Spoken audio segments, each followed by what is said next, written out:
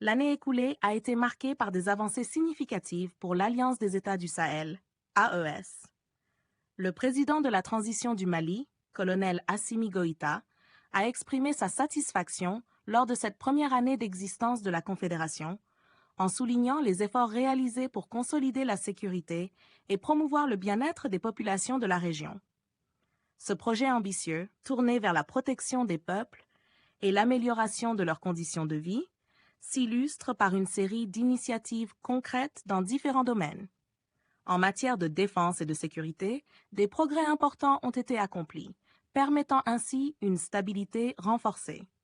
Désormais, les efforts se concentrent sur une intégration économique et sociale, avec des projets comme la libre circulation des biens et des services.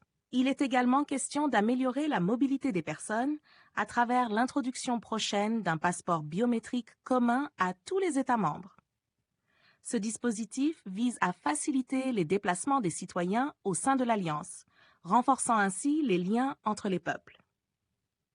Le président Goïta a aussi insisté sur l'importance des infrastructures, en particulier dans les domaines des transports, des communications et des technologies de l'information, des secteurs essentiels pour la connectivité et le développement des territoires.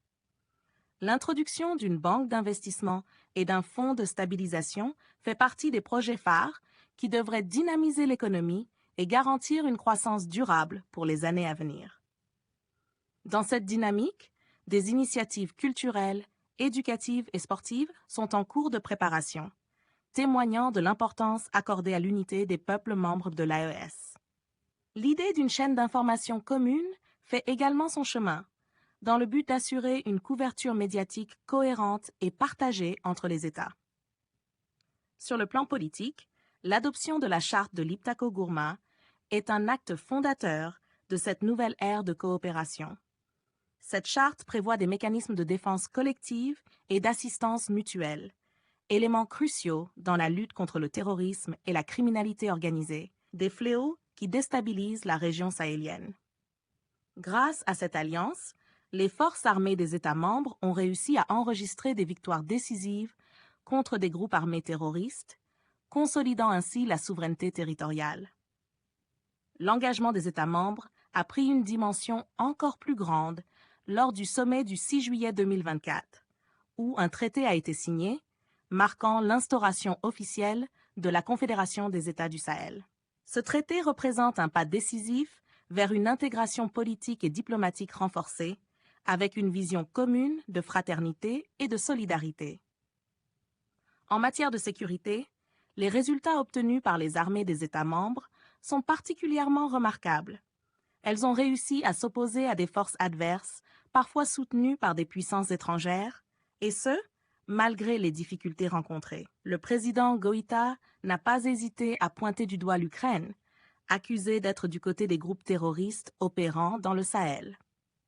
Les perspectives pour les prochaines années sont prometteuses, avec une feuille de route axée sur des investissements stratégiques, la promotion du développement durable et la création d'emplois.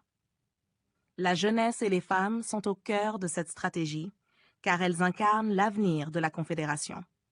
Leur énergie et leur créativité sont perçues comme des moteurs essentiels du développement. Enfin, cet anniversaire de l'AES symbolise un tournant majeur pour les États du Sahel, unis dans une vision commune de paix, de prospérité et de développement. L'Alliance, portée par des projets concrets et des actions décisives, aspire à transformer la région en un espace de stabilité et de progrès. N'hésitez surtout pas de liker si vous avez trouvé ces informations utiles. Partagez votre avis avec nous dans l'espace des commentaires et abonnez-vous à la chaîne pour ne rien rater de nos prochaines vidéos. Merci.